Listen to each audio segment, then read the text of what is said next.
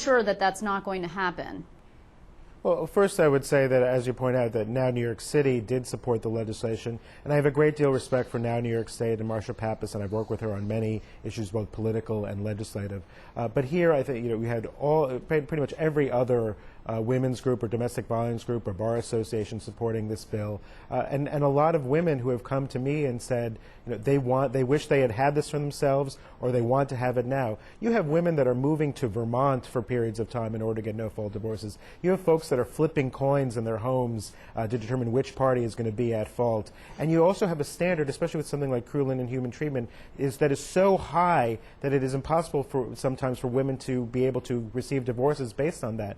Even in cases where there's been physical and verbal abuse of women, courts have ruled that there's no cruel and inhuman treatment because under the law, the longer you stay in a relationship, the law assumes that it could not have been that bad to begin with because you stay in the relationship for a long period of time. So you have women that are the victims of abuse, women that cannot afford lawyers to fight long, expensive court battles. They're being taken advantage of because we do not allow another option in New York State with regard to divorce. And I think that this is something that will prove to be very important to New York's women and something that a lot of women's organizations and domestic violence groups did support. You did have some divorce attorneys, some of whom who make quite a bit of money, oppose this. I mean, what is it going to mean writ large for the legal community?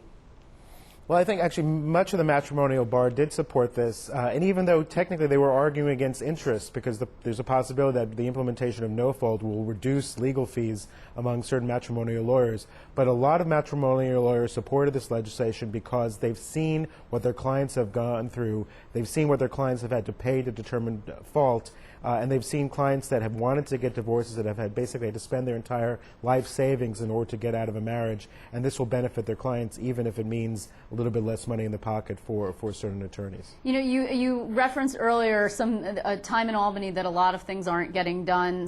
This, of course, is an exception, but we were expecting maybe possibly that the legislature would come back to session this week, and they are not coming back to session. In part because, everybody has primaries and people are very concerned about having, again, to take up issues that are very unpopular. For example, the property tax cap, which is something that the teachers union opposes. You have an opponent who is supported by the teachers union. Has this issue come up, or is it really for you more about charter schools? It actually is really about neither. It has to do with my legislation, which I introduced to affect the possibility of losing 20% of East Side teachers under the original governor's proposal, changing the way that teacher tenures decisions are made during mass layoffs.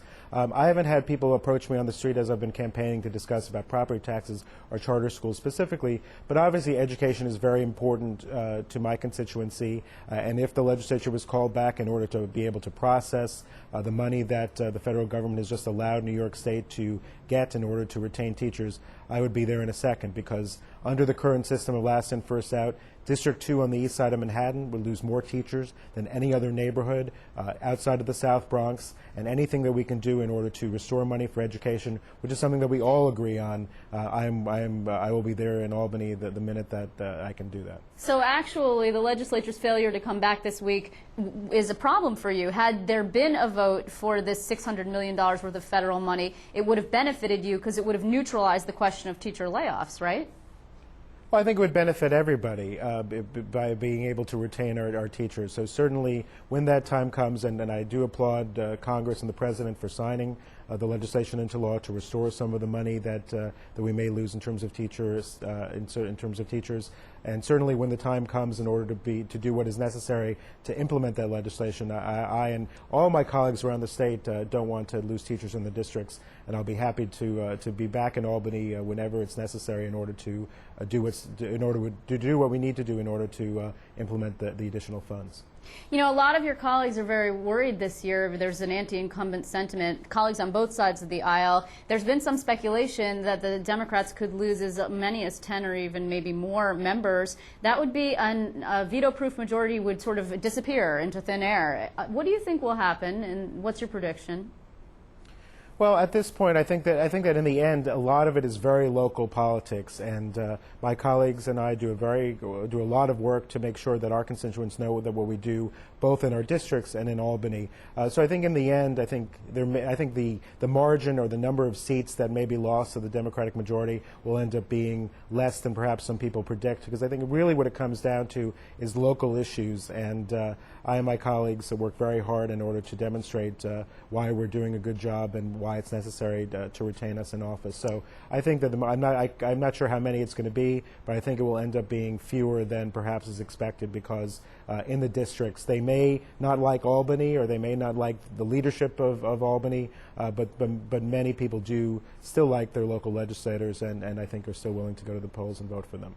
Well, Assemblyman, we'll be following your primary, and we'll be following a couple of primaries across the state. I want to thank you very much for coming in and speaking with us tonight.